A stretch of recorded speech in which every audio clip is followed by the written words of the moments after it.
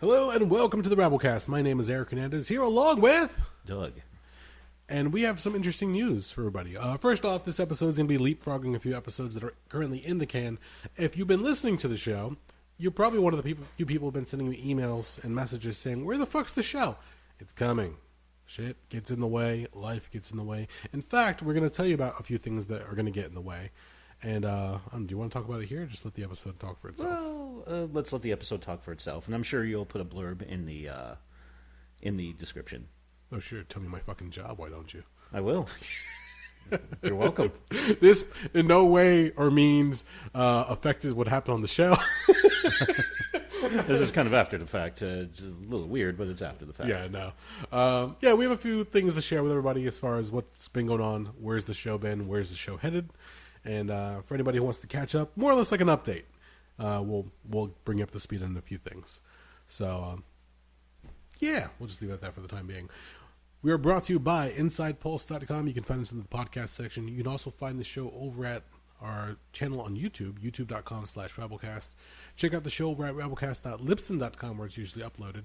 You can also check out our Rabblecast Facebook fan page for different news and links. I know I've fallen behind on some of the links, but I try to post some interesting stories here and there. Send us a tweet at Rabblecast, and as always, email us, Rabblecast@gmail.com. Actually, I had to think about that for a second. I forgot about it, what it was. If you guys want to, say, hey, where's the fucking show? Trust me, I've gotten a few of those. But if you want to say, hey, good job, or hey, can't wait to hear the next one, that's what that's for. Let us know what's going on. Images, pictures, stories. If you just want to say hi, feel free. Drop a line. We always enjoy it. We don't really talk about them on the show sometimes, but we get to it if it's ever really poignant. I just figured nobody emailed us. Every now and then I get a few messages. Oh, sometimes okay. I get a few shitty ones. Yeah. Nowadays, if you say one thing that somebody disagrees with, that's their green light to fucking light you up. Yeah. And they just don't realize that I don't have to answer. So here's a handy button called delete. Exactly. So I don't think we've been offended anybody. If we have, fuck off. That's what I got to say about that one right now. It's just that kind of night. Anything else? Can I do a couple plugs? Oh, please. If you want to listen to wrestling podcasts, I recommend listening to At Odds with Wrestling. And also, if you are interested in a wrestling podcast that is focusing on the coming Wednesday Night Wars between WWE, NXT, and AEW, check out the Wednesday Night War podcast, hosted by two friends of mine. And if you're into comic books and the like, check out Longbox Heroes. There you go. All right. That's it. That's it. That's all I got. Enjoy the show.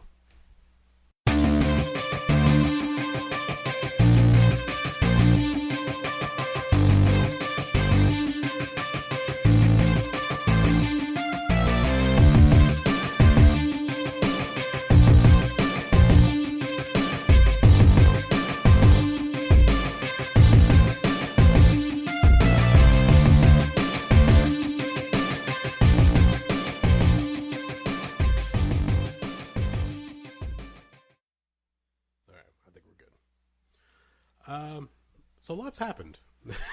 You could say that. There's been some shit. Quick disclosure for anybody who's listening to this one. I know some of the other episodes have been lagging behind. There's a lot of shit going on. So when it comes to sitting down and listening to playback, taking out weird sounds, whether it be the train in the background or the dogs that are going out the door, whatever the case is, it's been kind of difficult putting the show up on a regular basis. I know a lot of people, what they say in the world of podcasting is consistency is key. And for the longest fucking time, I had consistency. Life gets in the way of everything. So by the time you listen to this one, I'm going to probably leapfrog this episode in front of the other few that have been sitting in the can, so to speak. So in that time, this one's a little more time sensitive. Yeah, we'll probably cover a few more things that are more, as Doug just said, time sensitive, more crucial. So it keeps everybody in the loop, essentially, if you're listening to the show, if you're a fan of the show. And we'll see what happens, because, well, life fucking goes on. So, what's going on in your world, good sir? Well, as of 1 week ago, I am officially unemployed. Your choice, correct? My choice. Okay. I left. I quit. I didn't get fired. I Gave them my notice. I actually gave them quite a bit of notice. I gave them quite a bit. Okay. The reason I gave them notice is I'm leaving New Jersey. I'm going to be moving back to Pennsylvania in the coming weeks or possibly months. I haven't quite figured out a timeline because I still need to find a fucking apartment, which is turning a bigger pain in the ass than I thought it was. Oh, really? I thought people would be very excited that I'd want to give them money, but apparently not. So getting people to return my messages has been a little bit more vexing than I thought it would be. Okay. Is this friends that you're trying to find a place with, or just an apartment in general? Just an apartment by myself in an apartment complex. I would imagine. How long ago did you move out of PA? I left PA in May of 2010. Okay, so it's almost 10 years since you lived there. Give or take, yeah. I would imagine the prices for apartments have gone up. Yeah. And finding something suitable for you. Again, you're not a man who needs luxurious means. I know, I live a relatively Spartan lifestyle. You can make do with whatever you find. So, have you been able to find something reasonable? There's stuff I like. Well, I've actually found a couple of buildings I like in the Allentown, Bethlehem area. Oh, nice. And that's probably where I'm going to end up. At this point, it's all but definite. You're going to become a gambler. Bethlehem. My gambling tendencies, I get an itch to gamble once every 2 to 3 years, and then I'm good. And then, yeah, usually I lose about $50 to $75, and I say, this is fucking stupid. I don't want to do this anymore, and I'm bored. Okay. Yeah, I thankfully my gambling is not my vice of choice, so thank God. I have enough vices as it is. The entire crux of the thing was, and I've spoken about this before on the podcast, is for 5 years now I've been taking trips into northern Pennsylvania to take care of my mother. And this is going to sound really fucking morbid and kind of fucked up. Given her medical history, I didn't think she was going to last 5 years. Okay. The fact that she's still going strong, in fact, she just turned 70 last week. I feel like a giant fucking idiot because I forgot her birthday again, but I suck at everyone's birthday, so I don't really, it's nothing personal. In fact, generally speaking, if I don't wish you a happy birthday, don't take it personal. I barely give a shit about my birthday, and most people's birthdays, I just, doesn't even clock on my radar. Gotcha. Yeah, birthdays. There was just something like an asshole once again. It's like, wow, you live in one of the most fucking advanced, highest standard of living nations in the world. Yeah, I don't really think you need a slap on the back for fucking living another fucking year, motherfucker. Yeah, we made it. If you did that in Ethiopia, I'd be like, I salute you. Yeah. Or Afghanistan, that might be a different tale. But anyway, enough of my fucking nonsense about that. So it's been one of those deals where number one, that drive is getting longer and longer all the time. Door to door, it's about 2.5 hours, give or take, depending on traffic. Sometimes a little more, maybe a little less. Yeah. Okay. So basically, even if you total everything up, not counting to take into the time of stopping to pick up groceries, stopping at the pharmacy to pick up prescriptions, anything else that needs to be done in the mix, it's 5 hours of drive time every time I go to take care of her, which I do usually every 3 weeks. Sometimes I'll bump it up to 2 if I need to switch around schedules. Okay. So, yeah, you can imagine after a while that can get, that's a lot of drive time. Oh, of course. So, and one of the other things I've noticed, and this kind of came to a head earlier this year, a lot of times what I do is I'd go up, I'd leave here relatively early, take care of my mother, which means drive up there, do the groceries, blah, blah, blah, go up there, unload the groceries, change your bedding, run a load of laundry, vacuum, wash the floors, do any extra cleaning she might need done. If she needs something taken care of her on her car, I'd take care of that. Any other odd and ends. I mean, everything from as complex to researching something for her on the internet because she doesn't have access to a computer and I'm not about to fucking buy her one. And number two, something as mundane as, could you change that clock because she has trouble reaching higher than about here? Okay. Because she has severe arthritis in both shoulders. My mom's a mess. Okay. But she has not been gentle with her body over the last 40 fucking years. Anyway, getting back to the point. I just lost my fucking point. Sorry. What I would do is after I took care of her and everything and all that, then I would usually check around to see if any of my friends are in the area or anybody's available. So I'd go hang out with them and then usually leave for the evening. Or sometimes I'd piggyback it with trips to the Mahoning or whatever. So a lot of times I'd be driving back home at 11, 12 o'clock. So I'm driving all through the night. Okay. 9 times out of 10, I'm fine with this. a cup of coffee and a clove, and I'm good to go.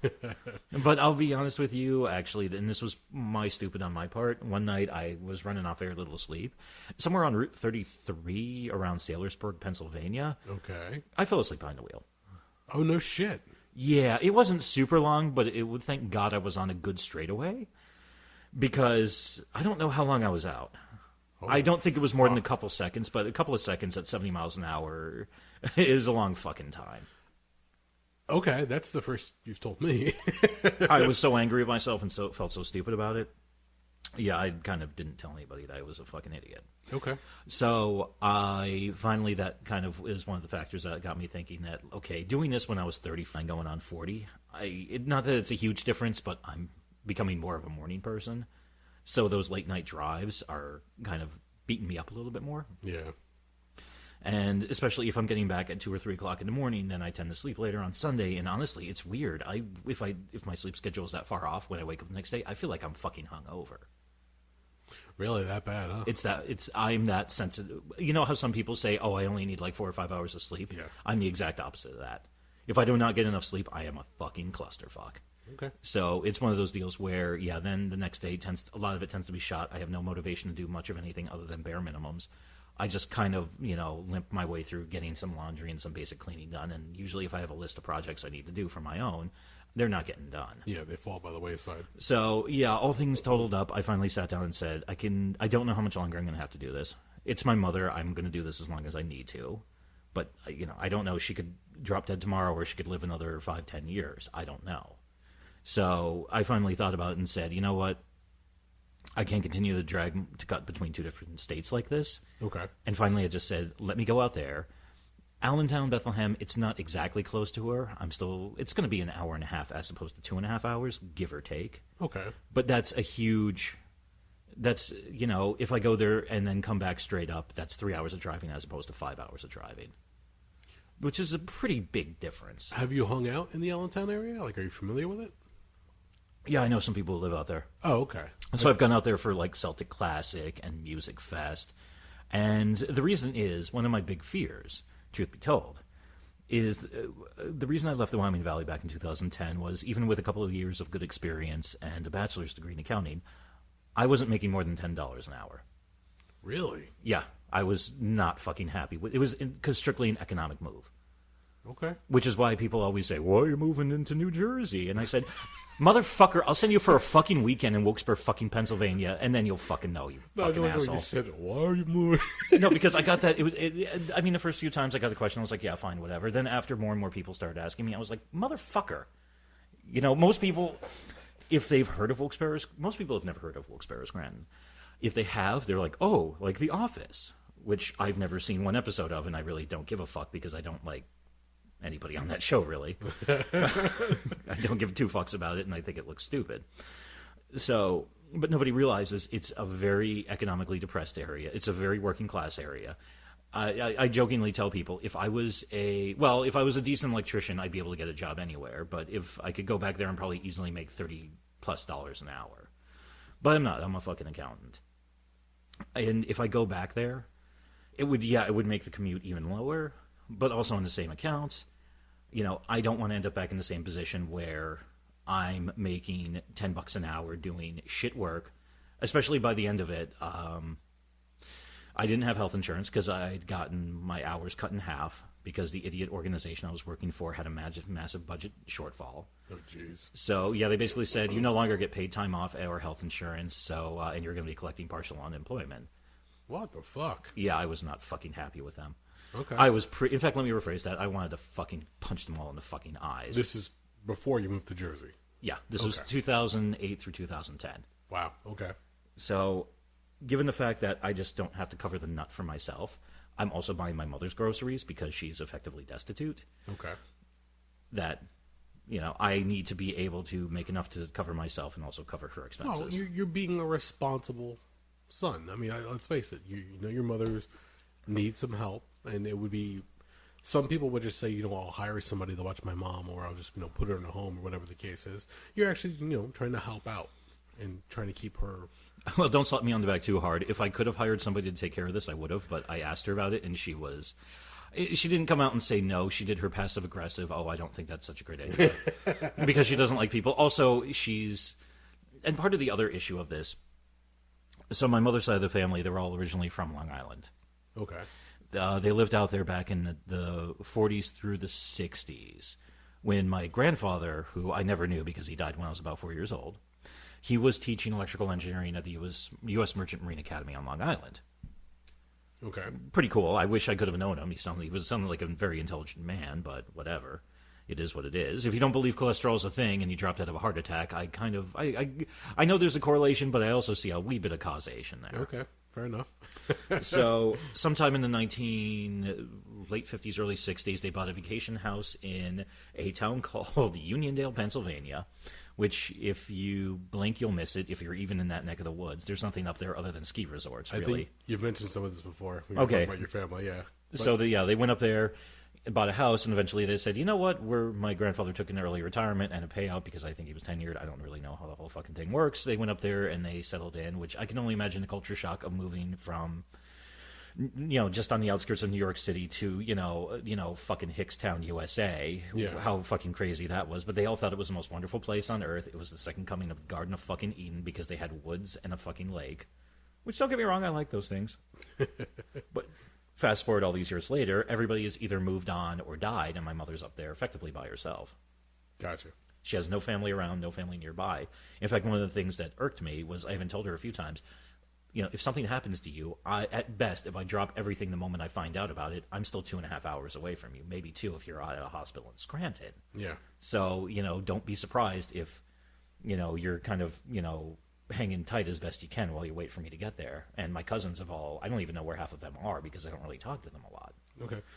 What's your mom's take as far as you being that far out in case of emergency? She just did her hemming and hawing like she always does, which means she doesn't want to deal with it. Okay. That's kind of how she is. If there's ever been a phrase that was perfect for that side of my family, it's I don't want to deal with it. I'm going to ignore it until it goes away. Oh, God. Yeah, which is why that side of my family I find absolutely maddening, especially because they're all very intelligent. They all have this very weird tendency of being, just not wanting to deal with shit. Okay. But that's not uncommon from what I've been told in families.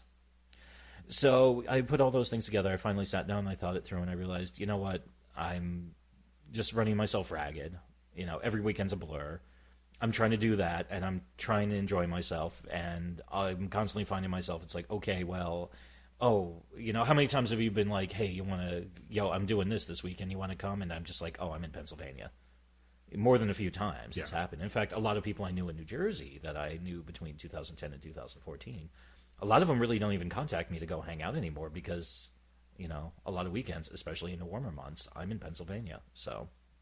And I'm not angry at anybody. It's just kind of how circumstance broke together. No, you're not the kind of guy that gets upset just because somebody didn't try to invite you. No, not at all. I know there's been a couple of times where we watch a pay-per-view, and I think it was for this last WrestleMania, actually, where Jen looked at me and she goes, you're going to call Doug? I'm like, I would, but... he'll leave before the main event. Yeah, I was so fucking tired. I was like, I can tell you how it's going to go. He's going to get here. We're going to be all excited. We're going to watch the show. Partway through, we're all going to hit a lull. Somebody's going to pass out, and then he's going to I have to go. I have work tomorrow, and the show's probably going to run past midnight. Yeah, in fact, I think the main event with Lynch and Rousey and company didn't even start until after 12. Yeah. Because I think it ended like 25-1 or something like that. So she goes, just give him a call. I'm like, sweetie, I don't think it's a good idea. I mean, I know how it's going to go. It was the same reason when my cousin tried calling me up. He goes, oh, come on over. You can bring your son. I was like, no, my son has to be in bed by like 9. Yeah. I'm not going to drag him out a few towns over just so I can, have him pass out on the couch or in a strange bedroom. Yeah. So I was just like, no, just stick around home to make it easier.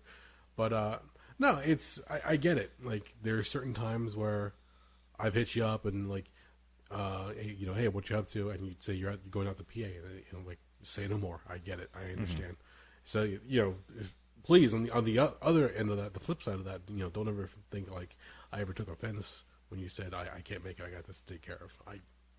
It had been well known and documented that you'd had the take care of certain responsibilities. And it was, whenever you could hang out, it was like, oh, cool, Doug can make it. But if not, we all understood. In fact, I hope you don't mind, I actually let it slip in conversation. I think it was this past weekend. I was talking to our friend Dan, and I was mentioning that you were departing the show, more specifically departing Jersey. He goes, oh man, that sucks. I really like talking to him, hang out. Like, you can still talk to him and hang out with him. It's just, he's got to take care of a few things. I don't. I didn't get into detail on that end. No, that's quite all right. I'm not angry with you. In fact, actually, this is probably the most. I haven't actually said anything on Facebook or social media until I actually had a formal date in mind. Also, because I was going to be like, so everybody I've helped move, can you all help me load a truck? That's the way to do it. Yeah.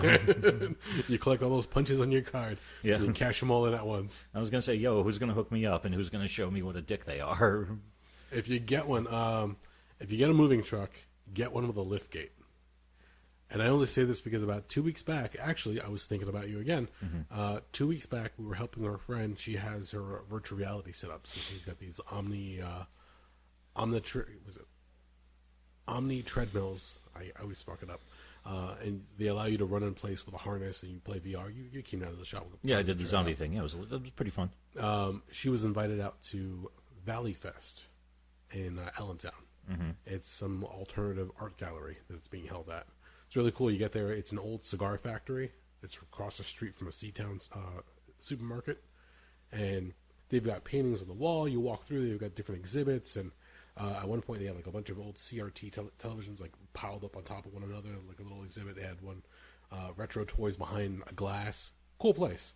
Went down. We got help her set up. We set up our arcade games. And I was like, oh, this is kind of neat. And as we're down there, I'm like, I wonder if like Doug's like been around this area. If he's familiar with this part of Allentown. I've heard of Valley Fest. Where do you remember where it was? It's not far after you went over the bridge to get into PA, and we were coming up from like the Phillipsburg area. So you were more in Easton? Yes. Okay. Yeah, you're right over the. In fact, literally, if you're in downtown Easton, if you walk east a few blocks, you could see it's either the Schuylkill or Delaware River. Yes. And yeah, on the other side of that is New Jersey. In fact, there's a couple of cool bridges that just go back and forth between the two. Yep. So we went down, we helped her set up, looking around, I'm like, oh, this is kind of neat and kind of nice. Valley Fest was the first of its, it was the inaugural event of this one. And I was talking to the guys who run the place, and they said, oh, Valley Fest, this is the first Valley Fest, but there's like every weekend there's another event or another exhibit or gallery going on. So we constantly have festivals and events coming and going. It got to the point where we were getting hungry and they had catered food upstairs. I was like, oh, you can get some food upstairs. Like, oh, cool. We don't have to order food. We don't have to go out to get anything. And somebody says, oh, yeah, if you want a piece of, avocado toast, it's like $7. Like, that's cool. I'm going to order pizza. Yeah. It's like, let me pull up my phone and find out what restaurants are nearby. Yep. No, but it's, as I'm sitting out there, I'm like, okay, Allentown's that far of a drive. This is kind of cool. So I wonder if, you go out that way.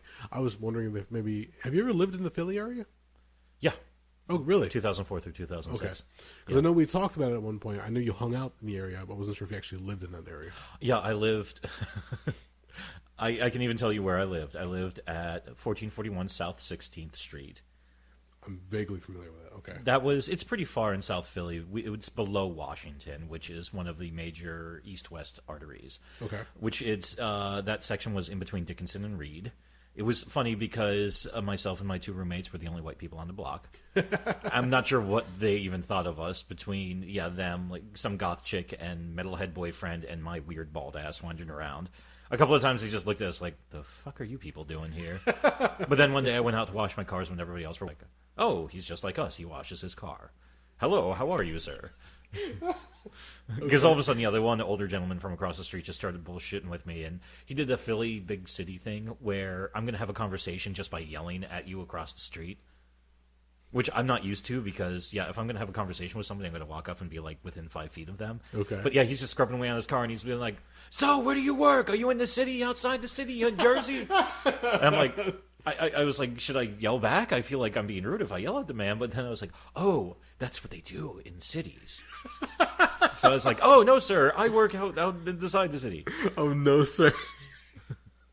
It just seems like a bad comedy sketch happening. It probably was. It probably looked like the neighbors were probably like, what the fuck is that white guy doing? But then after that, I moved to 928 Pine Street, which is right next to, I was kind of tucked away right around the corner from Jefferson Hospital and what is referred to as Antique Row, 2 blocks above South Street. Okay. I have to go back to Philly. It's been a while. It's very different. Is it? A couple of years ago, I went to, there's a bar called Boot and Saddle. I don't know the history of it. Okay. But the neon sign out in front of the bar literally is a cowboy boot that says Boot and Saddle. And this is right near the intersection of Broad and Washington, which is right at the... I'm just trying to picture a bar of that nature in Philly. Mm-hmm. That hurts already. I'd love to know the backstory of this place. Okay. Proceed. So this is right a few, like maybe a block south of the artery of Washington and Broad. Okay. Washington Broad is famous because that's not too far from the McDonald's where Old Dirty Bastard was arrested back a couple months before he had his fatal heart attack. Okay. Yeah, that's like one of the, well, I'm sure plenty of other things, but that I don't know why that always stuck out in my head. Probably because I was living, when I read that article, I was like, holy shit, ODB was like 5 blocks away from me. That's so crazy. When he got arrested for, I think, wearing body armor while he was on parole. Okay. Anyway, getting back to the tale. So this area, when I lived there, 04, 05, 06, there weren't a lot of white people there. Philadelphia was just starting to gentrify. So then fast forward to, I think this was 2015, 2016, I went to go see a punk band called the Sloppy Seconds play there with a couple of people, and it was at Boot and Saddle, and my first thought was, I double-checked it 3 times, being like, this can't be right. And then we got down there, and I was talking to a friend of mine when we were outside having a smoke, and he looked at me, he's like, didn't you live somewhere near here when you were down here? And I was like, yeah, I lived right over there a couple blocks. And it's like, there's an awful lot of white people walking around this neighborhood now. I was like, this is kind of culture shock, but, it's like, it's the same thing New York went through 10 to 15 years beforehand. Yep. Whatever neighborhood all of a sudden gets bumped up in an economic class or two, everybody stops being able to afford to live there, so they go to the next spot down. Harlem's white. I mean, it's kind of mind-boggling. Yeah. Harlem's white now. I still can't wrap my head around that one, but okay. There's still some hangers-ons, but for the most part, they've just had to move even further north, which is why a lot of people and they don't believe me when I tell them this because they don't go to these places. Hoboken's really gotten built up. Yep. Parts of Newark, especially around Ironbound, are very built up. Secaucus, a lot of those towns, like right across the water, that they always have the reputation of, you don't go there, they're terrible, fucked up, shitty places. Yeah. But it's like, no, all the people who couldn't afford to live in New York anymore, they're moving there now. So these are the new, quote unquote, hip, upcoming neighborhoods. Reality is, and take it however you want to, the double-edged sword of it. These are also the areas now that the people who were living there before, a lot of people of color, a lot of working class, a lot of poor people, they can't afford to live there, so they got to get pushed out even further. Yeah. Which, unfortunately, and this is one of the other reasons I don't go to New York, really. New York's nothing more than a fucking playground for rich people now. Essentially, yeah. That's the way I look at it, and the people who work there and take care of it. All the different buildings, have names on them or sponsors. It's almost like when arenas and stadiums were getting bought out and having names put on them. Like the Izod Center or the Staples Arena. The Barclays. Yeah, shit like that. That's essentially what New York's become. Just entirely. Yeah. You're hard pressed to find a building that doesn't have some specific name on it. Well, at this point, good luck. If you can find rent for a closet for less than $2,000 a month, you found a fucking deal. Fuck That's how that. insane it is. If you can find a parking spot that won't break the bank, That too. it's just fucking ridiculous. Yeah. It's like, I know when we went for conventions, you park at the Port Authority, no big deal. But if you're actually living in the city and you own a vehicle, you're fucked. Oh, yeah. Just trying to find some parking garage or a spot that you can house your car safely, forget about it. And it's just like, whether it's multi-tiered floors, whatever the case is, it's just a pain in the ass. You can easily pay $300 or $400 a month just for a parking spot. Yep. I think somebody said that you'd be lucky to find something that would cost you less than $2,000 throughout the year. For a parking spot? Yeah. Holy shit, that's insane. Well, imagine it depends on where you go, what you're renting. Oh, yeah, I'm sure if you're closer to... Oh, God, I'm trying to remember the most expensive neighborhoods. I think the Upper West Side is supposed to be pretty fucking pricey. That's the old money neighborhood, I believe. Yep. Yeah, I can imagine it's probably a little bit more expensive there than, say, Alphabet City. But you have a bunch of different shows, events, conventions. I mean, hell, when NYCC is in, which is just a few weeks away from when we're doing this, they clean up now. Like, all the rates go up, all the rooms get booked almost immediately. Airbnbs now say no geeks allowed. Really? There's a lot of them now that don't allow. If they know you're going to the convention, they don't want to deal with you. No shit. Yeah. I wonder what happened that caused people to turn down that kind of cash. There was two things. One, I heard that it was rumor, like, the stereotypical fanboy funk. Like, fanboys just don't bathe. They don't take care of themselves. Yeah. Just leave that smell hanging in the air. Yeah. Another part is, who knows what kind of people you are coming back after the convention. So you go to this show, probably come back, drop your stuff off, and you might have like a few people come back to the place after the fact. Mm-hmm. And if you get drunk or rowdy, whatever the case is, I'm sure there's certain things that they want to try to keep their apartments or lofts to a certain degree maintained. Yeah, especially if you have something that you're paying several $1,000s a month on, or you've paid millions of dollars for. Yeah. So it gets kind of ridiculous, but I understand how, as you were saying, if a low rent neighborhood suddenly becomes gentrified and people, higher class moves in, the people who used to live there are like, well, fuck, we got to find somewhere else to live, and they just got to find the next shitty place, essentially, that they're going to move to, unless they can pull themselves up out of wherever they are, which sometimes just isn't an option. So I'll never forget the culture shock I had probably about 10 years ago when I was in New York, and the person I was with pointed and they said, "Oh, you see that jerk off upscale fucking men's clothing store over there?" I said, "Yeah," and they said, "That used to be CBGB's." No shit. And really? I was just like, "Whoa!" Like that's. I knew it. It's been shut down for, at this point, probably close to 15 years now. I think it was like 06, 07 they shut that one down. Wow. Because the rent just became. I mean, I think the thing that finally broke it was Killy Crystal said, "I can't pay $30,000 a month in rent." I mean, that's just insane. So, but that's how New York is nowadays. And I actually looked up the clothing store, and yeah, it was one of those places where a pair of pants are like $300. And it's like, fuck you. Fuck you. About 2 years back, I remember I went to the city with a friend to watch an independent film premiere, and I couldn't help but notice all the different restaurant fronts that are whether shut down or we're starting to, I had a coming soon sign because I guess somebody had enough money for startup or for startup capital. Mm-hmm. They were hoping that they were going to be the next big place where everybody's to go eat. I was like, there's a lot of fucking restaurants that just closed.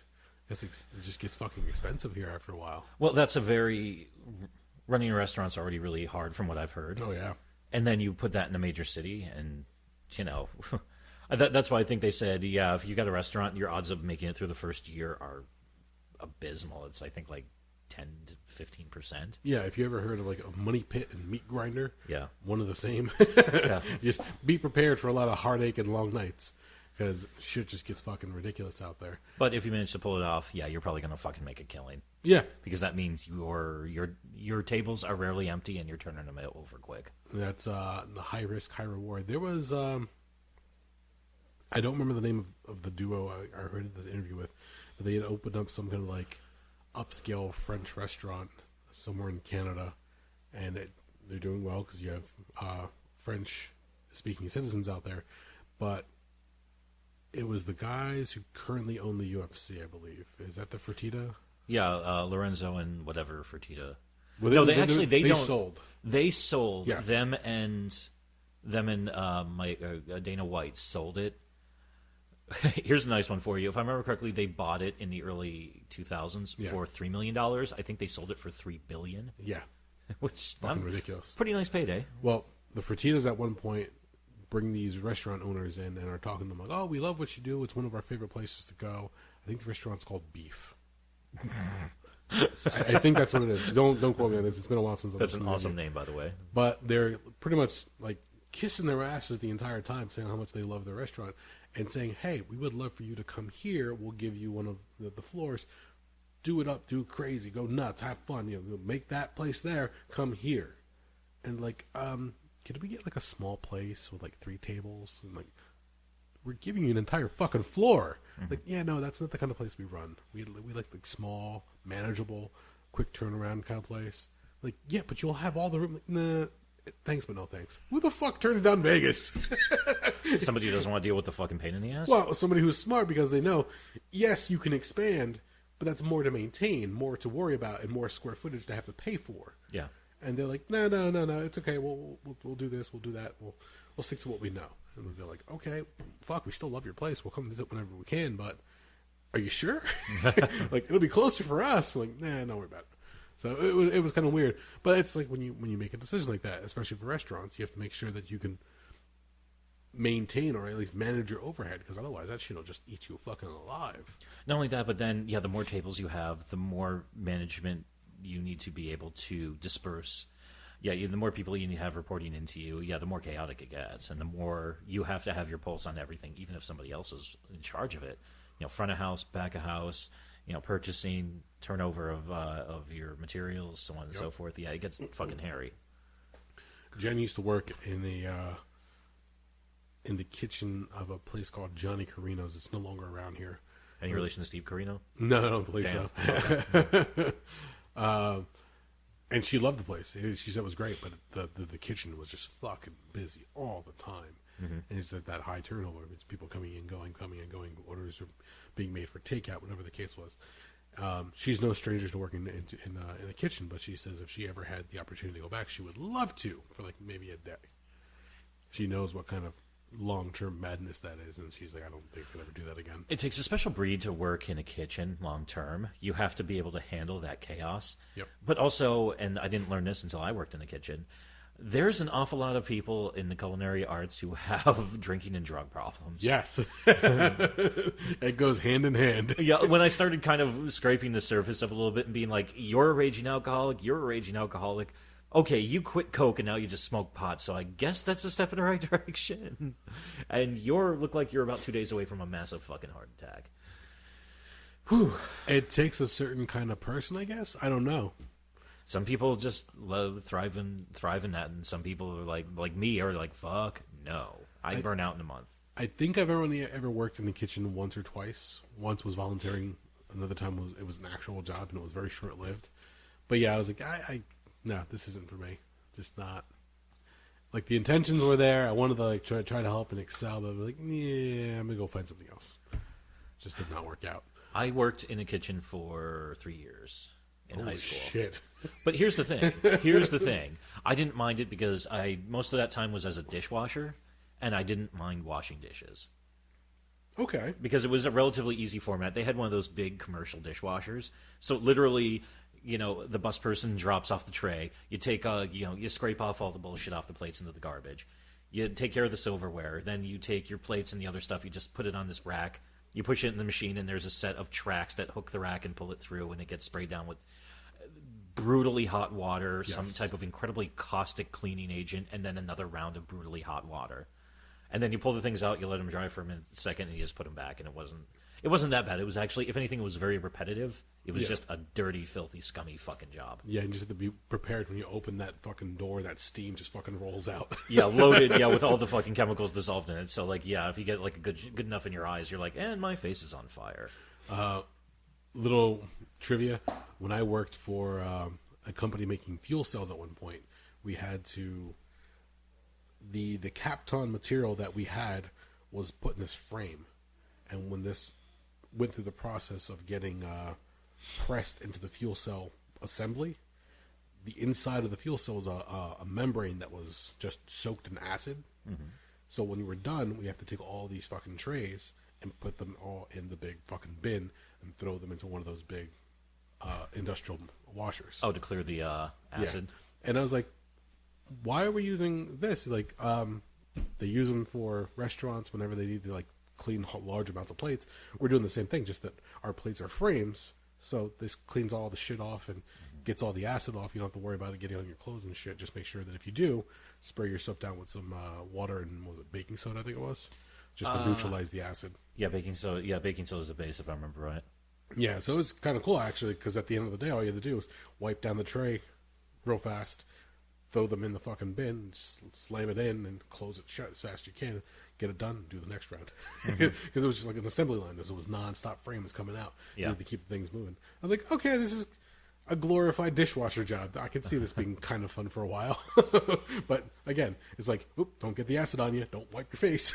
You're not dealing with food, though, so that definitely helps. It does, but you're dealing with acid, which ruined a couple of T-shirts and pairs of jeans. Oh, Jesus Christ. So, yeah, because you just don't, like, you look, and the acid like had turned kind of like brownish. What kind of acid was this? I don't remember off the top of my head, but okay. It's not like the kind where if you, not like from Alien, where you just drop it on your hand and something goes right through your hand. Well, that's not real. Yeah, exactly.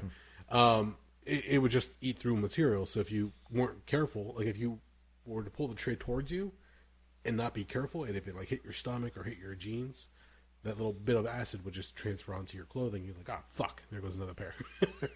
I can imagine you had to wear safety glasses when you're doing this. Safety glasses, gloves, and eventually they said, fuck it, just wear smocks and let the smocks hang loose. Because they gave us like shirts with name tags on them, whatever. But they said, fuck it, just let it hang loose. Because if it hits the shirt, they can give you another shirt. It's on them, not you. Yeah. We don't want you ruining your personal clothing. So I was like, all right, good shit. Yeah. But you never knew. But yeah, no, as far as like one class moving in or like things becoming more upscale, we've talked about over here by us, Somerville. The same thing with the apartments going in. The idea is that there are going to be upscale apartments for people who commute into the city. So they'll catch the train and go to New York and work those jobs out there, and then come back to Somerville to unwind. But even then, you've got the restaurants that are moving in. You've got there's like a brewery that just moved in recently. That I don't want to say their name because their food's really not good. Well, I've heard it's besides you. I've heard there's a bunch of other things that said it's not worth the price of admission. Which again, it's subjective. Check it out if you want, but I mean, if you want to pay $15 for 3 flavorless, shitty crab cake sliders, knock yourself out. But my thing is, when I was growing up, I grew up in the Somerville area. Never would I thought there'd be high class apartments, brewery, like hipster type shit. I never thought that would hit that town. But the fact that it is, I'm just like, holy fuck. Okay, it's gotten to that point. It's hit us here, and they haven't stopped. There's going to be other buildings that are going to be sold. You hear about other developments here and there. There was on 22, I think it's east, heading towards New York. If you head out towards that way, Scotch Plains, there used to be an amusement park called Bowcraft. Yeah, that recently shut down. Jen and I were interested only because electronics or arcades. We were curious to see what they were letting them go for. They went up for auction. We're like, fuck that. That's already not worth it for us. Yeah. But the idea of them closing the place down is because they sold the land. And the land's going to be used to build more apartments. Which I'm sure if you draw it on a map, that's probably relatively close to the Raritan Valley spur of New Jersey Transit. Correct. Yep. So the idea is, once again, close to the city. If not, you can commute, use the bus or the train, go into the city from there, and then you're set. You're good to go. So if you can't afford to live in the city, live on the outskirts. The only downside is then you have anywhere from each way into the city, it's 1 to 3 hours worth of travel. Yep. Which I know somebody, she just luckily found a place to live in the city because her commute from the Morristown area into, I think said she worked around 107th Street. Yeah. It took her, because especially recently it's gotten really bad where New Jersey Transit's just sucked a dick. It was taking her some days. Yeah, she was commuting for fucking 6 hours a fucking day. She had days where she got up for work at a little after 3 a.m.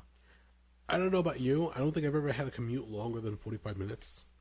The longest one I ever had was an hour, and never again. Yeah, no, never again. I will not waste that much time. Even right now, my current commute is dangerously close to where I would like it not to be. Yeah. It's okay for the time being because the pay is good, but I'm just like, there's got to be something closer to home. There's got to be something easier. It makes no sense that you have to travel that far for a good paying job. And it gets frustrating sometimes. But when you've got bills to pay, and in my case, a family to feed, you've got to make sure that you do what it takes. And also it's going to get worse because there's not one but 2 new apartment buildings going up in Somerville. Yes. So I was driving around on that back road where we used to have my super long 4-mile walking route around Somerville.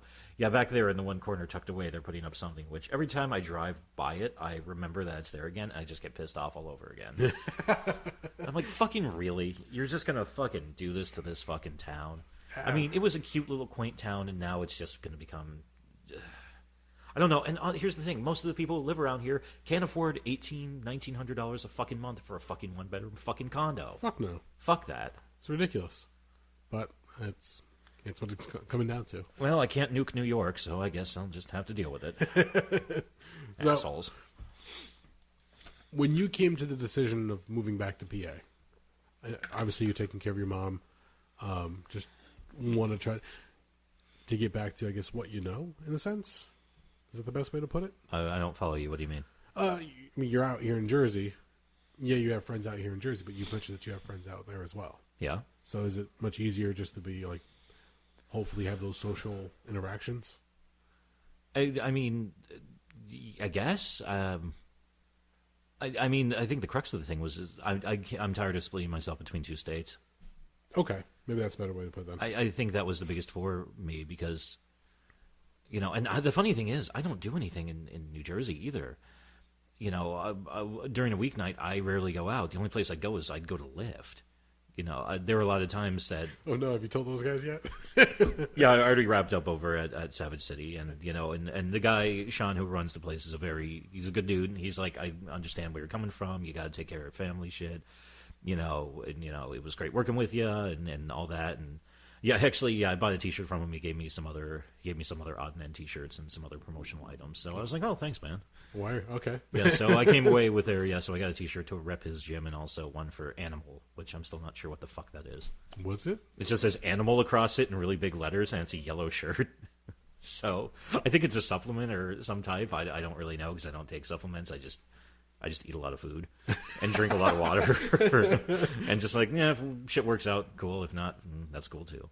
Okay. But I guess the main part of it is it just feels like I'm on the road all the fucking time. And it was a fun novelty for a while, especially in the summer and the fall when the nights are really pleasant. And it's like, oh, I'm on the road at 1 o'clock in the morning. This is cool. This is fun. I'm having a drive. I'm listening to music and drinking my coffee and smoking a clove and riding down the road listening to music. And nowadays it's like, God, I just want to fucking lay in bed and fucking sleep. I'm so fucking tired of this. And this is actually something else that's really fucked up. I haven't really told anybody else. What's that? I had a very unpleasant conversation with my mother this past weekend.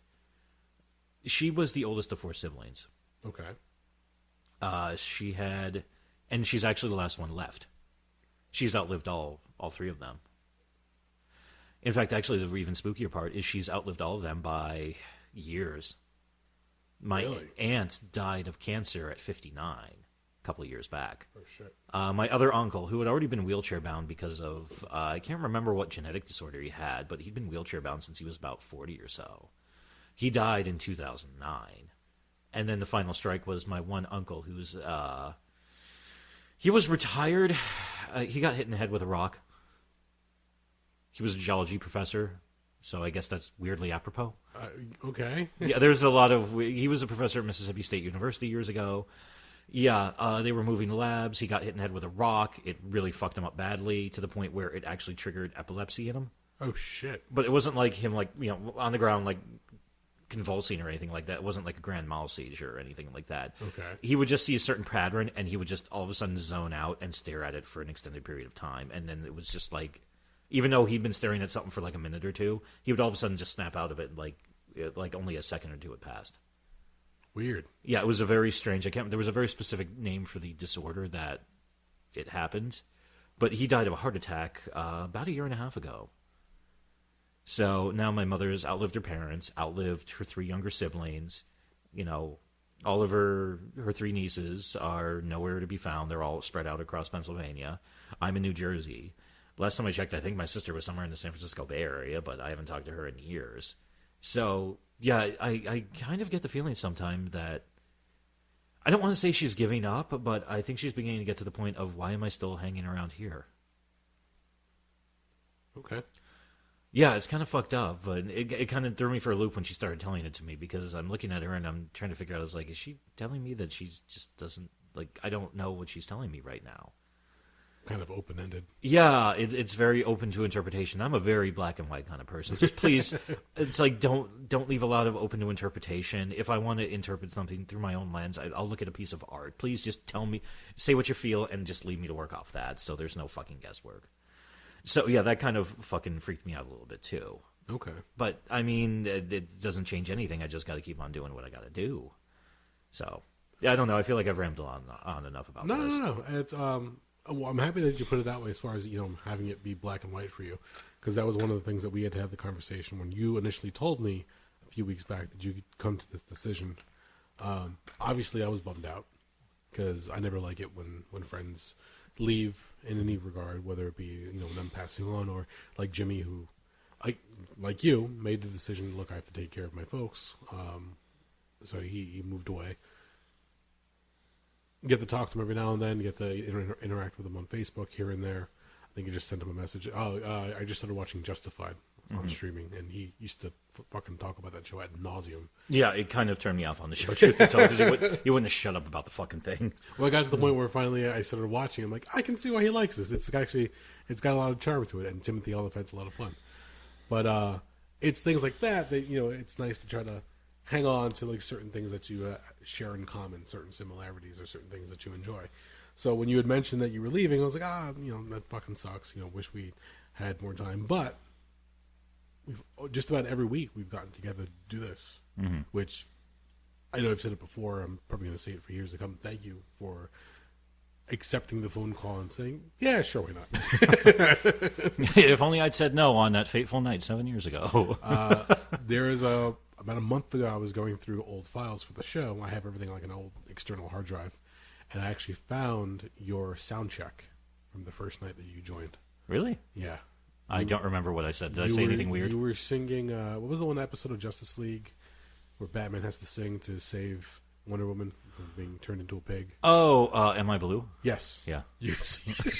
I have you on audio singing that. And I was like, oh yeah. And I even labeled it Doug's First Night. Somebody tells me I didn't sound as good as Kevin Conroy. You have to listen to it again. See what for fuck's sake. But no, it's for anybody who's been listening for this long. The show's been around for 13 years now, give or take. For the past few months, almost a year, the consistency has kind of waned a little bit because of posting and editing. But when Mike and I were doing the show,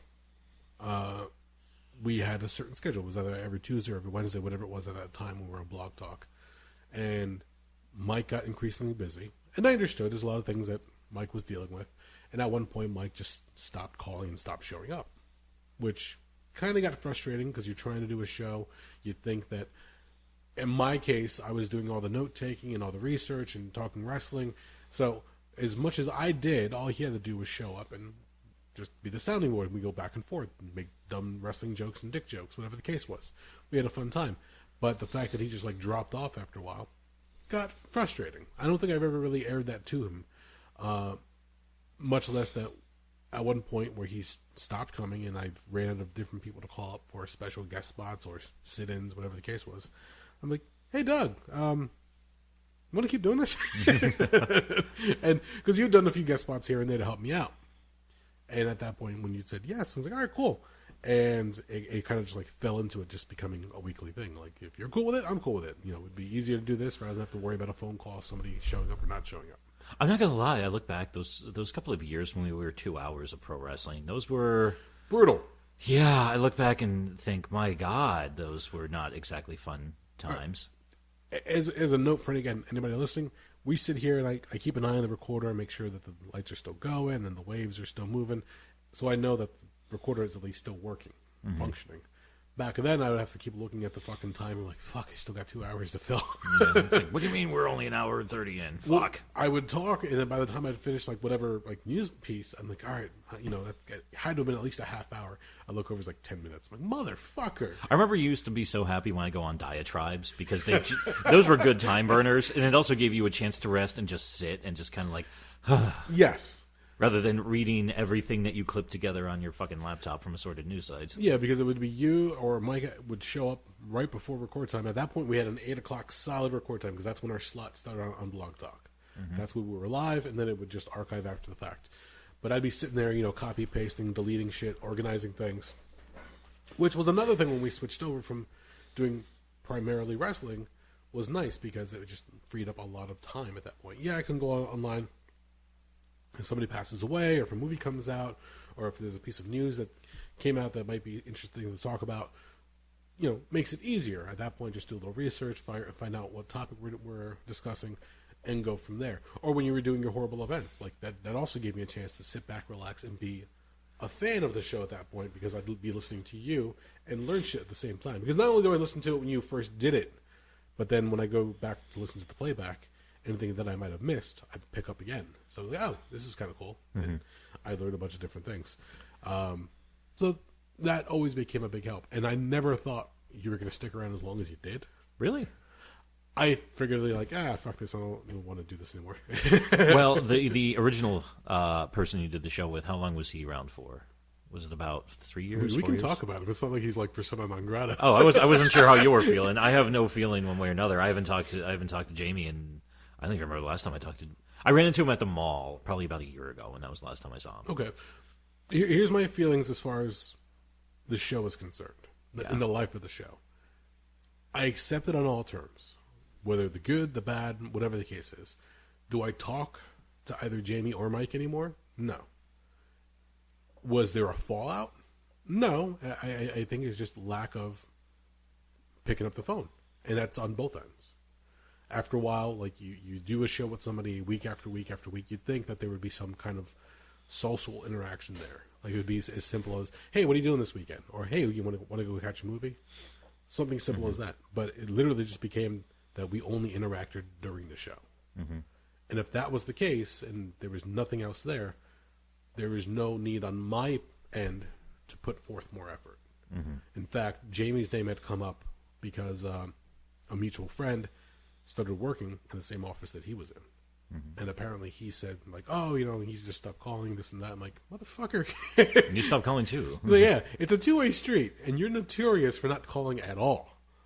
So it I remember for a while there was an issue with his phone too, where you text him and it would take days for him to get the text. Yeah, it's because he was fucking ignoring me. Oh, I remember. Okay. No, I remember. Never mind. I remember there was one time we went over when he was living in Southbound Brook at the time, and we were recording there for a short time. When we told him the fact that if you call somebody, and if they look at their phone and hit the disregard or do not answer button, then it sends them straight to voicemail. You can tell the difference between when somebody blatantly ignores your call as opposed to what they just let it ring. He goes, really? I was like, yeah, motherfucker. So I know every time you're ignoring my fucking phone call. And you can also see when somebody reads your text and then just doesn't. Well, this is doesn't back during respond. the days of flip phones. Oh. This is before the smartphones. Nowadays, yeah, you could see when somebody actually it's been delivered or seen. Yeah. So it becomes a different story entirely. But that was that whole thing. So as far as the show, the Rabblecast is concerned, I accept the fact that Jamie and I started it. It was supposed to be a radio demo for 101.5. We were just too lazy to ever send it out, especially me because I was the one who presented the idea to him. There was a story behind that as far as how I even came up with the idea. But it just rolled into, okay, let's do this. And at the time, Mike was also in professional wrestling in the independent circuit, so he just seemed like a natural to bring in, and we were all friends. So the fact that chemistry was there, we all had fun, we all discussed things that we loved. Jamie's love for Chris Jericho, my love for Triple H, all the DX shit, Mike with all whatever racial or dick jokes that he can come up with. But, just fun, stupid shit, having a good time. Just that, like anything, it's not meant to last forever, so things had to change. Jamie made the decision that by episode 200, he was going to bow out. We said, okay, cool. We get it. When he discovered that we were going to continue without him, he was quite shocked and surprised, which is kind of interesting. It just showed where he was at, I guess. He thought the show wouldn't continue without him. And then when Mike got busy, because again, work got busy, he had long commutes to and from places, he had different work sites he had to go to. I don't remember exactly what he did as far as It was some type of environmental testing, I think. environmental testing or cleanup. So he dealt with a lot of chemicals and a lot of shit. So a lot of like driving trucks back and forth and just.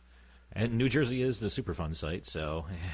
So I got it. Like there was a time that he would call me up. He goes, "Dude, I'm tired. I've been on my feet all day." I'm like, "I get it. If you can't make it, I understand." Which led to a few episodes of me being solo. Which, if anybody listened to those, thank you. And I'm sorry that there's just a guy rambling for about 2 hours into the ether, just telling bad wrestling jokes and stories. So, just trying to have fun with it. But I've accepted everything that the show has been, has done, has brought into my life, into the life of different friends, and the fact that I don't even know what's going to happen going forward. I'm busy as it is. I have a bunch of different projects that I'm working on. A lot of stuff that I really don't talk about on air. Jen and I have a small side business that we're working on. They're just a bunch of things that we hope that would one day lead to where we can live comfortably and not have to worry about day jobs and other shit. Does it look like it's going to happen anytime soon? Who knows? Like we were talking about before, if you're lucky enough to be in a restaurant business and you survive the first year, then maybe you'll make it. Okay, great. We're not to that point yet. But when you had mentioned to me that you were departing Jersey, I knew that I'm not going to say, but you're going to come back for the show, right? That was never entered my mind. And somebody had asked me, like, well, if he's leaving, can't you like Skype in? I'm like, no, we've done a Skype interview before. And she just gets fucking weird, and you talk over one another, and sometimes the quality's not there as far as the audio. I'm like, we could, but it would just be hanging on to something that probably wouldn't sound great in the long run. I think the reason this works as well is when we record this, we're literally 5 feet away from each other, staring and looking at each other across the table. Longingly, yes. Yes. Because ultimately that is what... So really when you get down to it, if you think about it, this is just a very... Well, I use the term structured very loosely. Conversation between two friends. Yes. And that's why it's entertaining, or at least I hope it's entertaining. Well, and that's what I found that the show works on that end, is that when Jamie and I first started, we were into comics, we were into wrestling, we were into, movie trivia, so we could just tell dumb jokes to entertain ourselves. If somebody else found it interesting, great. But we were just doing it for Inside Pulse at the time, just having fun. Brought in Mike, just, up the ante as far as dumb jokes, comedy, and trivia. So I've always seen that whenever it works well is because there's chemistry and there's friendship there. You can actually have a conversation. You don't have to have the microphones in front of us. We don't have to be recording. It's a conversation that you and I would probably be able to carry normally, which makes it fun. But the fact that it's being laid down for a podcast, like, okay, thank you for having this microphone thrust in front of your face. Thank you for setting up the table. Thank you for letting me invade your place. That's another thing. The show itself has traveled like throughout Somerville, Bound Brook, South Bound Brook, Manville. So originally it was recorded in Somerville, right? Yes. Which is weird because in 2009, I accidentally stumbled into the recording of the show once. I was staying with Jimmy and Val Jimmy and Holly, I should say. That was not the original recording spot. Jamie at that point was living with roommates in another house a few blocks down. Oh, okay. So it was for a short time, for the first 200 episodes of the show, wherever Jamie moved, the show would move with him. Okay.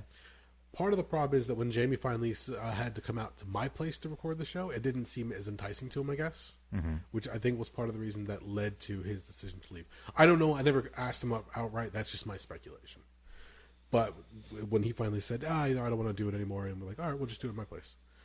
Really? What? And it just became a whole thing. But it stopped moving with him after that. Okay.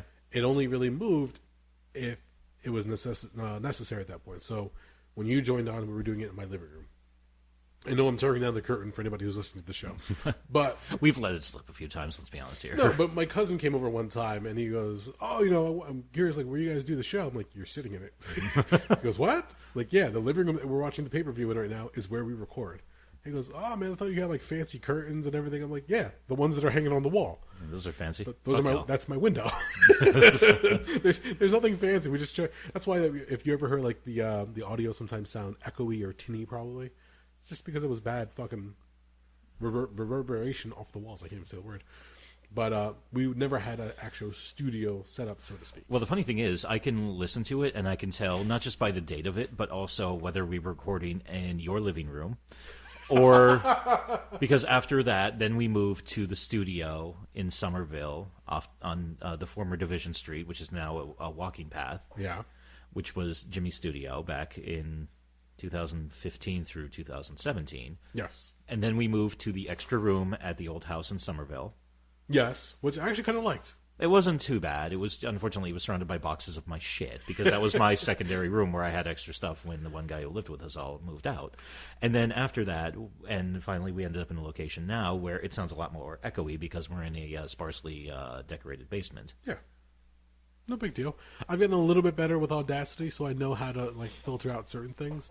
It's not going to be 100% perfect. I get it. I would love to have an actual dedicated studio where I can actually do this kind of thing on a regular basis. That's actually a project that I'm trying to work on. But we'll see how that turns out.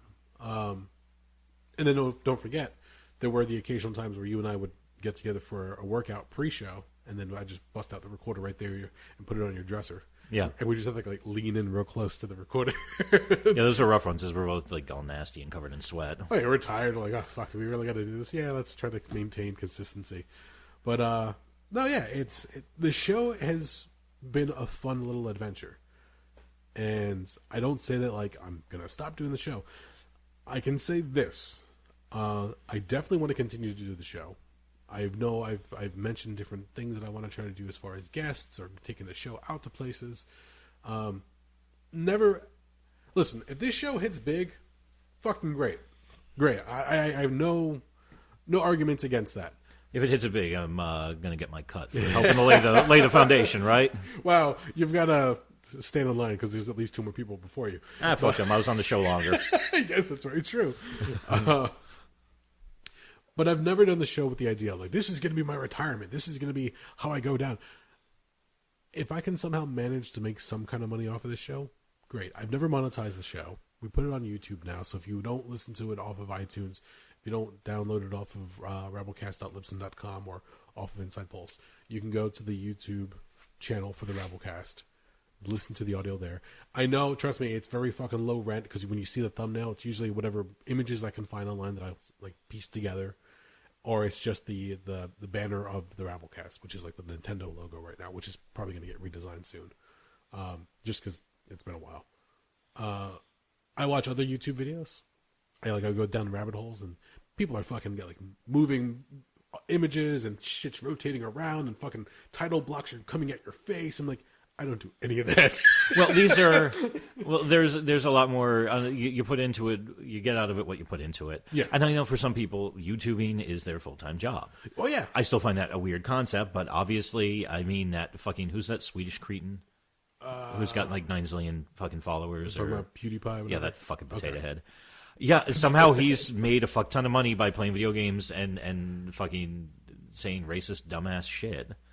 But what the fuck do I know? The future is here. And that's just it. Like, I've thought about doing different things for the show. Like, I wanted to do, like, a fundraiser at one point. Just, find a charity or a cause and do a show with different guests and have people come on. Or I wanted to play video games and stream my gameplay. And I'm like, oh, people do that on Twitch or Mix or whatever. They are not original. Like, everybody's done the shit that I've already come up with because, like, oh, there's already been somebody before me who tried it and has been better at it than I have. Nobody's done what I've done, and that is try to just pretty much trap their friends in a room for an hour to 2 hours and make it into a show. Just remember, you're not trapped in here with me. I'm trapped in... Wait a minute. No, I got that backwards. Fuck. See, it works. Goddamn you, Rorschach. Goddamn you to hell. It's worked so well thus far. And I might have to take like a forced hiatus for a short term just so I can get the shit straightened out and hopefully get caught up. And maybe, who knows, will this show continue to be the Rabblecast? Maybe, maybe not. I don't know. I don't know if the name itself has run its course. Are you going to become Casting Rabble? If I go to the West Coast, then maybe. All right, fair. But at this point, like, I've thought about, is it time for rebranding? Is it time for a renumbering start? All 500 plus episodes of the show are not easily accessible online, and I've done that way for a reason, actually. The first 200 episodes are fucking terrible to listen to sometimes. You just hear how amateurish and inexperienced we are. Fuck, if I turned off my microphone, it would turn off the second audio channel that Jamie was talking on. What? I would do it as a gag because I thought it was funny, but when you try to go listen to the playback, there's gaps in the audio. It's like, oh, that's not funny. It's not funny at all. Well, hindsight being 2020. No. Yeah, it's just dumb shit. Like you're doing pranks in studio, quote unquote studio, whatever bedroom, living room, or fucking dining room we were doing it in at the time. There was even the fuck, I don't give a shit. There was even the time when Jamie went through his breakup with his fiance, and he was forced to go sleep on a friend's couch. We took the show to our friend's couch and did it from there. So he was literally in bed while he was recording? Essentially, yes. Okay. We just said, we don't give a shit when we record. The Rabblecast does not have any physical place. It's wherever friends got together just to have a good time and record in front of microphones or talk in front of microphones. That's the way I always looked at it. That's why I always had fun with it. I think there's only ever, and again, this comes down for anybody who follows the show and knows the trivia. I don't know if Kubiak's still listening. You probably know about this.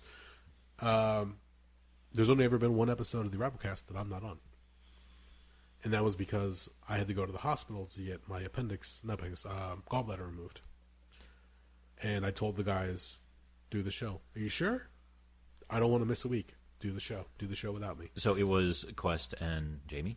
I believe it was Jamie, maybe Quest. I think Jeffrey sat in on that one as well. I believe, wasn't there also an episode, a fill-in episode of myself, Jimmy, and a third person who I can't remember, where we talked about wrestling movies? Or were you on that? I can't remember. That was an episode for, I think, Uncle Yo's podcast. That we did that one. Oh my God, you're right. Yeah, I'm completely in the wrong series. Where Jimmy said no F-bombs, and of course I was the first one to drop one, like 15 minutes into the episode. Yeah, we were not really good with that. No, but whenever I get a chance to be on somebody else's show, it's actually fun because I get to just let loose and enjoy myself, not have to worry about all the hosting duties and what I have to edit later on. And oh shit, did I mark down that number for whatever artifact might pop up on the WAV file or MP3? It just gets fucking weird. But does this mean the show stops if you leave? Sadly, I've lost co-hosts before. I don't even mention people who've been on the show as co-hosts. I've lost other hosts before because I don't see as like, I'm here, you're down here, fuck you. Mm-hmm. We're on the same fucking playing field. You're bringing shit to the table. I'm bringing shit to the table. We have fun. I happily call you the host because you do a lot more of the work. You edit and you record and you put things out there. I set up a table and talk into a goddamn mic. I'm barely a step above a trained fucking monkey. So I'm willing to give you that. I'm willing to say with the extra duties comes the extra dignity, I guess. I don't know. I can't remember the terminology. Distinguishing title. Yeah, we'll go with that. You know what I mean. No, I got you. But no, it's just like whenever I say I don't do the show and I have a co-host, I say, my friend and I host a show and we talk about a variety of different topics, whether it be wrestling, movies, horror, music, whatever fucking comes up. We just find something, we latch onto it, we beat it into the ground, and about like an hour and a half later, we're like, all right, that's good. Just leave it at that. So, for anybody who's curious as to what's going to happen, I mean, like I said, this episode's going to leapfrog a bunch of episodes that have been sitting in the can now for about better part of about a month now. I know there's like one or two at least from the end of July at this point. Anything we did in August has not seen the light of day yet. Okay. And here we are, mid-September? Yeah, thereabouts. So what I want to do is try to get shit cleared out, find time on the weekends where I can sit down and actually do editing, get things up. And it's really, when I say editing, it's just like cutting out long pauses, or if I hear something that's, in the background you hear, just get shit like that out, because you never know what might offend somebody as far as like, that podcast sounds awful. It's very amateurish. Yeah. Listen to the first 200, fucker. Well, and also at a certain point in time, you didn't really understand what podcasting etiquette was. Not even podcasting etiquette, but also just after a time, like I've painfully listened to the very first episode of the podcast not too long ago, and that's only because I wanted to hear how different I handled it then. If you listen to me then, I'm cracking jokes. I'm just saying stupid shit. Jamie is essentially playing the straight man. I'm just throwing whatever I can that'll see what sticks. So, wasn't there a lot of jokes about fucking his sister? yes. Okay, I remember hearing about that. That came off of the Nicky Hatton jokes. His sister was visiting at one point, and she's a sweetheart. We all love Nikki.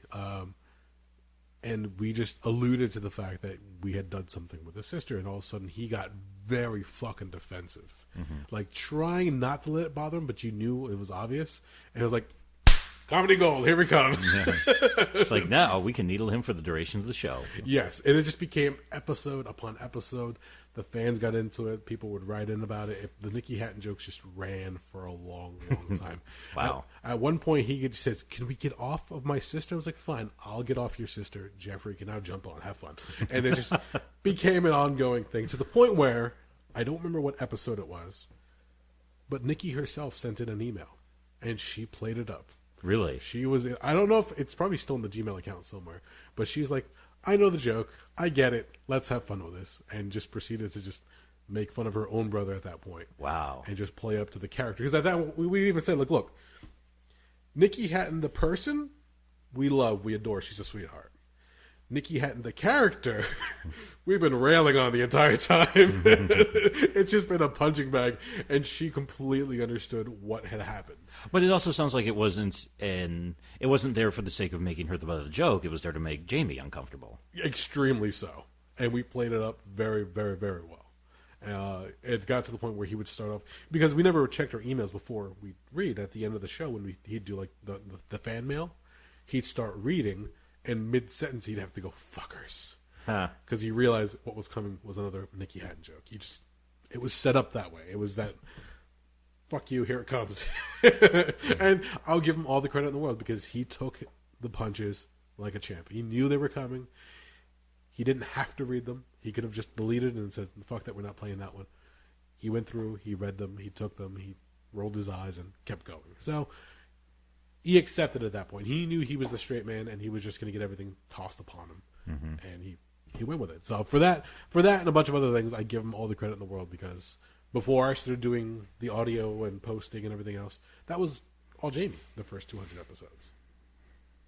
So when I had to take it over, if you ever hunt down, it's probably still up on Blog Talk, episode 201. When I start reading the news, when I start talking about different things, I am speaking so quickly and so fucking nervous. I'm like, oh shit, I have to be the straight man now. Yep. I have to be the one conveying the news, the information. And you're holding the reins. I am now driving and steering, and I have to make sure I don't fucking veer off the path. So I had a whole new respect for what he did, and for what, shows that we've listened to in the past. Like, I don't think we've made it a secret thing in the past. Jamie and I have been big fans of Opie and Anthony back in the day. Another duo that never lasted forever. And it came to the point where we're like, oh, okay, we respect what they do. You've got the one straight guy, you've got the other guy who does the voices and the jokes and everything else. So eventually we started veering into that territory as well. Were we trying to be shock jocks? Absolutely not. Did we drop a few jokes that were questionable here or there? Absolutely. But it happens. Yeah. This is probably the only show, and I've never hidden it, although it'd be tough to find it nowadays. I'm sure it's out there, where in the middle of the conversation one time, I just decided to say, what would Marvin the Martian sound like saying the N-word? And I did it in mid-conversation. I just waited for like a pause in the conversation that Mike and Jamie were having, and they both, eyes wide, mouths dropped, like, what the fuck? I was like, whatever. There's nobody, and this is the beauty of podcasts, there's nobody to tell me, you can't do that, you can't say that, you're fucking fired. The only person that could have done that would have been Woodrow. And even he has now since moved on, I believe, from Inside Pulse. Yeah. He's handed the reins over to somebody else, which I have yet to communicate with. But if the new head of Inside Pulse comes up to me and goes, I listened to episode 170 something, and I heard you say the N-word is Marvin the Martian, you can no longer be on our site. Okay. Thanks. It's been fun. 500 plus. Took you this long to catch on, but okay, I got it. Yeah. It's not going to stop me. So long as I want to continue putting out a show, this has been a labor of love since day one. When I watched Wayne's World. The idea of going down to your mom's basement and putting on a show for public access. I'm like, oh, that sounds kind of cool. I'd never want to be on camera. It just terrifies me. Fair enough. But again, just getting together with your friends, coming up with dumb jokes on the fly, improvising a bunch of different things, talking about what interests you in the different, in the world in different aspects. Cool, fun, good stuff. But nothing lasts forever. So if somebody says, I got to bow out, got to take care of shit, you probably have the noblest of reasons to say, hey, I can't do the show anymore. I'm leaving the state because of familial reasons. That sounds a little bit better than I'm tired. I don't want to do this anymore. Not saying either of them did that. They both had reasons. Sometimes for some people, what you want to do is something runs its course, which I think that's what it was for Jamie, and he moved on. Yeah, fair enough. I can only imagine Jamie was probably took X amount of jokes about his sister or other things, and finally just like, fuck it, I can't take it anymore. Okay, I get it. I completely understand. Well, he's also an artist, which I get the fact that for a lot of people like that, it's like, okay, I wanted to do this, this, and this. I did that. Okay, on to the next project. Me, I'm a creature of routine, so I will just beat something into the fucking ground because I don't give a shit. Repetition is kind of comforting to me. Well, I see. Here's the thing, because I know that Jamie had gone on at one point to do other shows. I don't know how long they lasted, but it was like, I think somebody had reached out to him at one point. We had like done an anniversary show. And they're like, oh, what are the chances of having Jamie back on? I was like, why? Like, he stated he doesn't want to do the show. Even though I'm sure for the attention, he would love to do it again. Like, hey, I'm doing this show again. It's been so long since I've been here. Going back to my stomping grounds. Something along those lines I'm sure will be uttered or referenced. I'm like, that chemistry is not there anymore. I haven't had that interaction with him in... Fuck, how many years has it been now? What was it? 2008, 2009 he left? About that, yeah. Yeah, so about 10 years. So, would it be... am I 100% opposed to it? No. Do I think it'd be a great idea based on the fact that I haven't talked to him in a long time? I don't see any reason to. Mm-hmm. So, like, he's moved on, I've moved on. We've done our different things, whatever the case.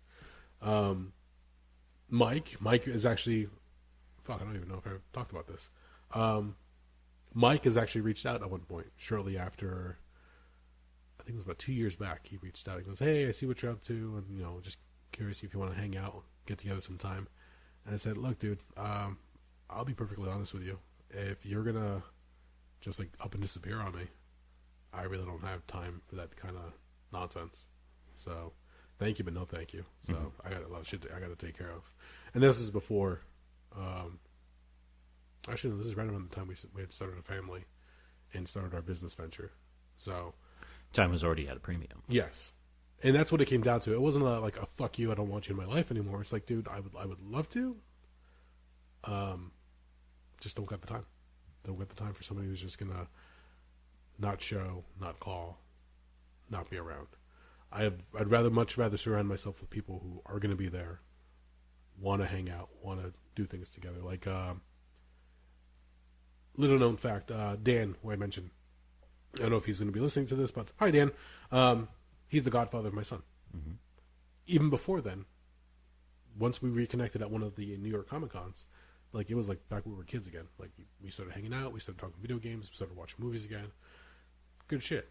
Our one friend who lives with us, Tiny, now he's got no choice. He lives with us. It's like you're only a wooden doorway. But before he moved in, he would come out, especially during football season, he'd come out every weekend and we'd catch the games together whenever he could. And he would be so tired to the point where he'd watch like the first game, he'd be ready to go. The second afternoon game would start and he'd pass out on the couch. He's just so fucking tired. He's had like 3 Red Bulls. He's like 6 foot change. But after his engine running so long at work overnight, he's just exhausted. I'm like, all right, let's just let him pass out, let him sleep off at a halftime, and we'll go back to it. But there's a bunch of other people, like, we want to make sure that we keep in our lives. Obviously, you're one. Even if you're moving out of Jersey, we still want to be in touch. Hell, like I said, I still keep in touch with Jimmy when I get a chance. Send him a hi. He's around on the other side of the planet. Yep.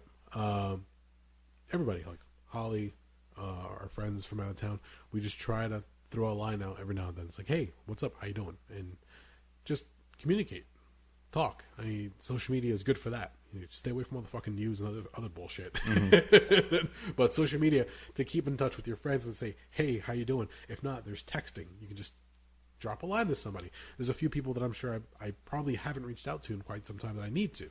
Mm-hmm. And that falls on me. But the idea of this show continuing is always something that I would like to do.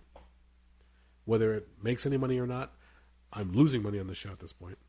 Again, full disclosure. Whatever I pay for Libsyn, for the extra few megabytes of monthly posting space, costs a little bit. Not much. Not like I'm going broke over it. But at the end of the day, I put money in for the show. The show goes up for free on YouTube as far as I know. I've never monetized it. I don't think I need to. Who knows, maybe one day I might hit that button and say, all right, let's see what happens. Yeah. I don't think I have enough views on YouTube yet to justify it. They're probably going to say, who the fuck are you? Yeah, it's like, get the fuck out of here. Call me when you get some fucking Gangnam style numbers. Exactly. So when we get to that point, maybe. But I don't want to be controversial. I don't want to be attention getting. I don't want to do a video or a clip just for clickbait. I just want to have a fun time, talk about shit that I like, hear a few good jokes, a few good stories, whatever the case.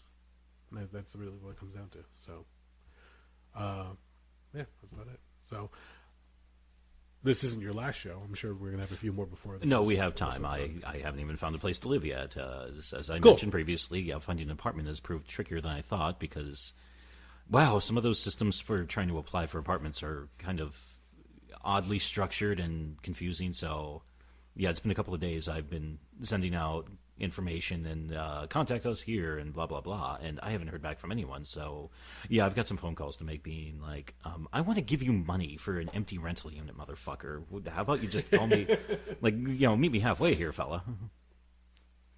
Last week we were supposed to get together, and this is, you had just stopped. You left your other job last week, right? Last Wednesday was my last day, yes. Okay.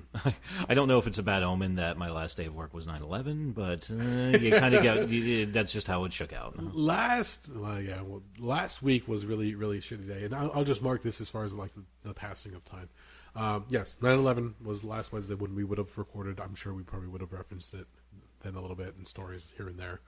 I always want to actually, it reminds me, I have to ask Jimmy. I think he had a story that he was reluctant to tell us, but he'd mentioned it on the podcast at one point in time, just like a fleeting reference.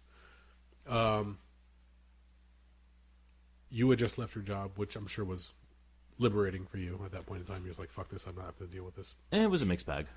Okay. But that's normal for complex feelings. I had to reach out to you. You texted me first, but I said, yeah, no, I got to put my dog down. Fucking sucks. And we have two small dogs. One's, for anybody out there who's a dog enthusiast, one's a Lhasa Apso, like one of those Tibetan dogs, food dog, they refer to it. Like if you ever go to a Chinese restaurant, you see the big lion with the paw on the globe. Those are referred to as food dogs.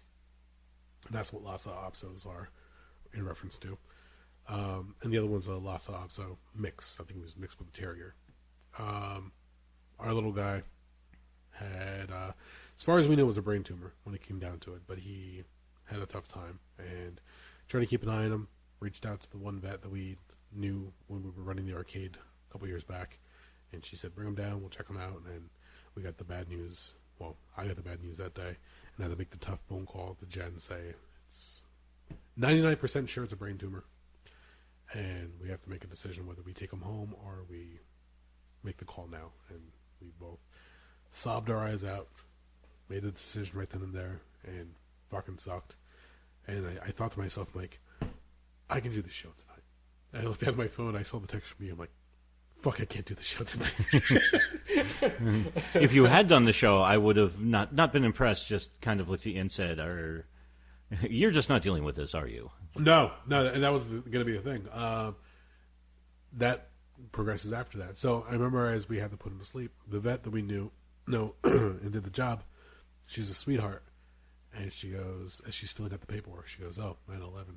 I guess you're never going to forget this one, huh? Not being like, I would imagine it's like gallows humor for her, because she's Not the first dog she's had to put down. Yeah, they're probably callous to it. Yeah. So. No, she was being very understanding, but she goes, I'm sorry it had to happen on this day kind of thing. Yeah. And I got it. Like, I'm like, well, I'm not going to equate my dog to the hundreds of people that died on 9/11 X amount of years ago. But I was just like, yeah, it's just another dark cloud. Fuck, that's not cool. But yeah, whatever the case was. And then I knew the following day, I knew I wasn't dealing with it because I was like, I didn't take the day off of work the following day. I went in and said, I can just try to go about my day normally.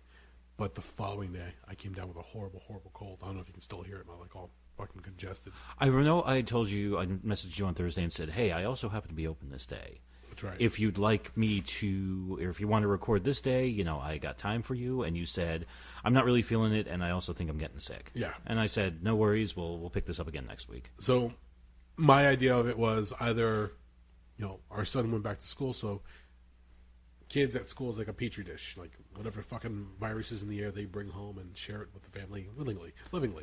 Especially after summer break, where everybody had 3 months for their immune systems to kind of adjust down, and then you throw them all back in together, bringing in their new different strains of whatever the fuck. Exactly. And all of a sudden you get everybody and their brother sick. In fact, actually, and then they give it to their parents, and their parents don't want to take time off of work because everybody in America is a fucking workaholic.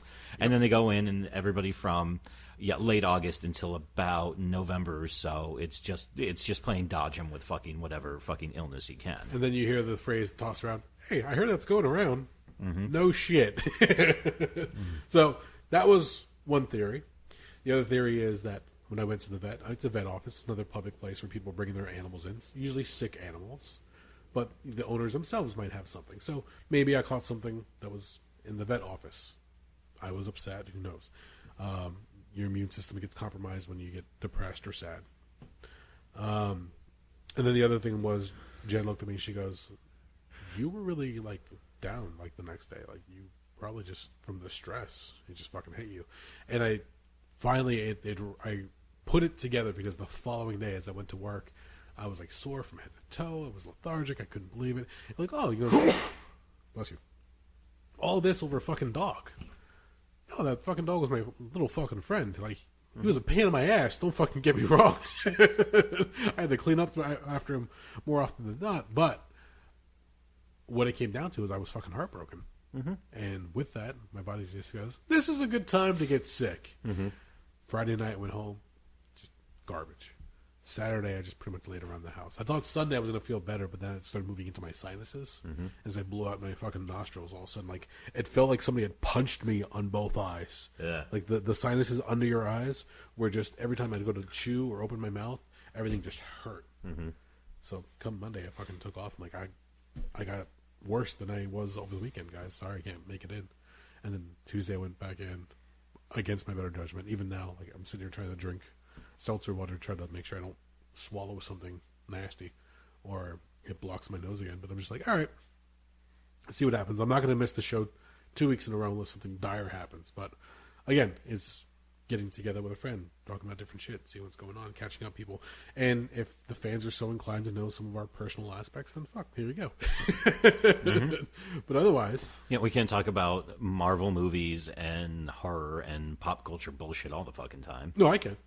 Good Lord. But after a while, you need a break from certain things. You need certain things to mix it up a little bit. So I don't normally like throwing an episode in ahead of other episodes that have already been recorded. Yeah. But in a case like this, I think it's a very special instance where it's all right, let's catch everybody up and let them know what's going on.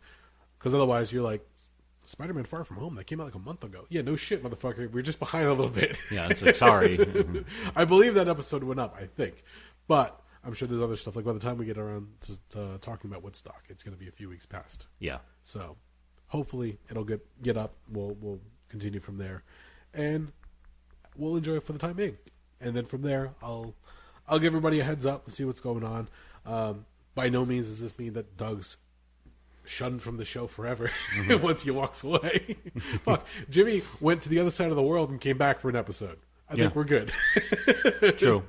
So again, it depends on if the interaction's there, the chemistry there, the friendship's there, Doug and I have never had any problem. In fact, one of the times that Doug and I we can recall hanging out together is when we went to go help Jimmy in Philly a few years back for one of his photo shoots. Oh, that was a little over 10 years ago. Yeah. So what a strange day that was. But you and I get to hang out in a fucking penthouse just overlooking Philly as the one girl is like, I don't want to have everybody in the room. We get it. Like, we're being completely respectful about this. Like, yeah, we'll go stand on the patio and, we'll stare at the Philly skyline while I smoke cigarettes. Yeah. Sounds like a good plan to me. And then the other woman who was there was like, oh, yeah, I don't give a fuck who sees me naked. Yeah. So, again, when it comes to female models, they have their preferences. Yeah. And you don't want to make them feel Actually, weird. on a quick side note, that one model who didn't want anybody on the set when she was naked, I didn't care about that. That's like, okay, whatever you're comfortable with. My issue with her was I picked her up outside the city when I was driving in. Oh, really? I picked her up in somewhere near Westchester University, which is like, I think, about a 45-minute drive, depending on traffic, west of Philadelphia. Okay, no, wait. There were two girls that didn't want anybody else on the set. Was it the girl with the colored hair or was it the blonde? The girl with the bluish hair. Okay. Which, by the way, Jimmy didn't know she had. She had black hair in all of her pictures on her modeling thing. Oh, really? And then she showed up with blue hair, and Jimmy's like, what the fuck? And she was like, yeah, I decided to change it. And he said, well, this is not, you need to tell me these kind of things. This kind of infects what I had in mind. But no, actually, my issue with her was I picked her up, and I wasn't being overbearing. At least I don't think I was being overbearing. I said, hello, nice to meet you. I even helped carry her luggage and put it in the trunk. And then we get in the car and we start driving, and I'm like, it's like, hey, how are you doing? Is there anything you need to stop for? Do you need food or anything? And she's like, no, that's cool. Everything's fine. And I found it very odd that she then just pulled out and put in her earbuds. And I was like, I'm not a fucking Uber. Like, I'm not charging you dime one for this. I'm helping out you and a friend. I could easily be like, give me fucking $10 for gas, asshole. And to the point where I was like, you could play it, like, if you don't feel like wearing the earbuds, here, just plug it into my fucking CD player in my fucking car, and you can listen to it over the speakers. But if you want to be a jerk, that's your prerogative, I guess. Again, I've helped Jimmy on a few of his shoots here and there when he's had different models, and there's been a couple different ones. Either they don't want anybody there, and you're like, all right, I get it. I'll leave the room. Jimmy, if you need something, just holler. I'll grab it, whatever the case is. To the other one where we went out, Jimmy and I went out to Philly. I don't remember the name of the lady off the top of my head. Very sweet model. But when it came down to doing the shoots, like, Jimmy's like, all right, I need you to hold the camera as, I'm going to be doing a few things. I'm like, I feel kind of weird now, Jimmy. I feel like I'm in a bad scene of a bad movie that I should be like, the floor should be really sticky.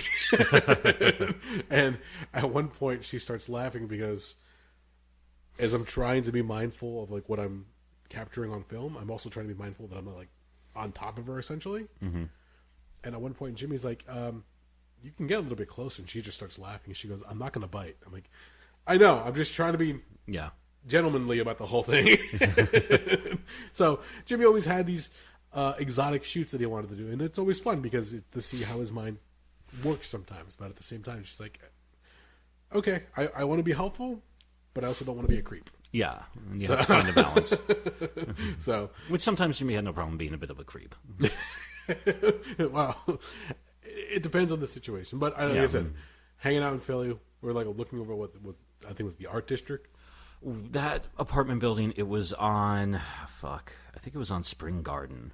Yes. Somewhere in the double digits. So I think it was around 17th in Spring Garden, 18th in Spring Garden, which was, well, back then, this was 10 years ago, was an up-and-coming neighborhood. Now it's pretty well gentrified, but it was a beautiful 2-level loft-style apartment. They even had, like, the really cool spiral stairs, I think. Yes. Yeah, and like the living room, it was beautiful. You had the kitchen that flowed into the living room with the huge TV and floor-to-ceiling windows. So, and you could sit there and be like, oh, I'll just hang out here and watch the game. And that couple, they had, that was one sweet fucking place. So, yeah. So, again, different adventures and shit like that. Always a lot of fun. So, who knows? Who knows if, Jimmy's off doing his whole thing right now, so who knows if he ever comes back. If he does, he hasn't told us. Mm-hmm. Who knows what's going to be happening for you in the next few years. Mm-hmm. And who knows what's going to be happening with me. Some of my projects might take me traveling. So, but I'm hoping that this will be one thing that I could always use to ground myself at the very least. Even if a large audience doesn't listen to it, just tell a story that maybe somebody like, goes, hey, that's kind of cool. So, Yeah. we'll see what happens. But I think we've done our due diligence. I think we put in enough for this episode, and Yes. there was a lot to go over. Yeah. So, once again, if you've been here since day one, or if you've jumped on at any point since the Blog Talk days to the Libsyn days now that we're on YouTube, and who knows what else I'm going to put this on. Thank you for listening. We are the Rebels.